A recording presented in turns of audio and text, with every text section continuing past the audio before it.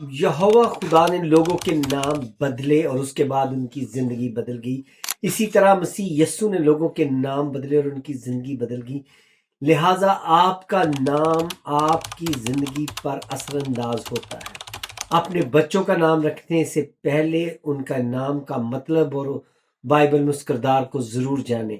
آئیے آج بائبل میں سے ایک اور نام پہ روشنی ڈالتے ہیں اور وہ نام ہے ابدا، ABDA، اور اس کا ماخذ ہے عبرانی لفظ عباد سے ماخوذ ہے جس کا مطلب ہے خدمت کرنا.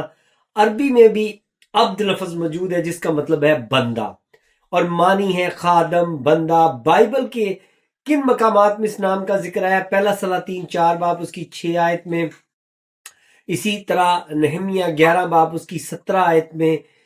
ابدا جو ہے وہ شموع کا بیٹا ہے اور اسی طرح یہ ایک لیویٹیکل پریسٹ ہے، لاوی کاہن تھا جس نے یروشلم کی بحالی کے وقت مذہبی خدمات انجام دیں. لہٰذا کریکٹر بائبل میں یہ اچھا ہے. اور اب یہودیت، مسیحیت اور اسلام میں اس کی مقبولیت کے بارے میں، یہودی ابدا نام جو ہے وہ ان میں نیاب ہے، بہت کم لوگ رکھا جاتا ہے. مسیحیت میں بھی ابدا نام جو ہے وہ معروف نہیں ہے، لیکن اسلام میں ابدا نام کے ساتھ کافی جو ہے وہ جوڑے جاتے ہیں نام، جیسے عبداللہ، عبد الرحمن، اور اسی طرح مسیحیت میں بھی جیسے عبد المسیح وغیرہ نام جو ہے وہ رکھے جاتے ہیں.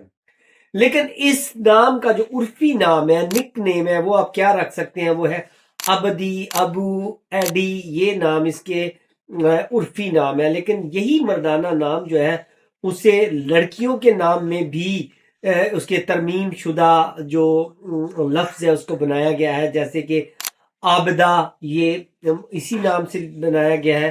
ابدیہ اور پھر ابدیہ، یہ سب جو فیمیل نام ہے یہ ابدا لفظ سے ہی نکلے ہیں.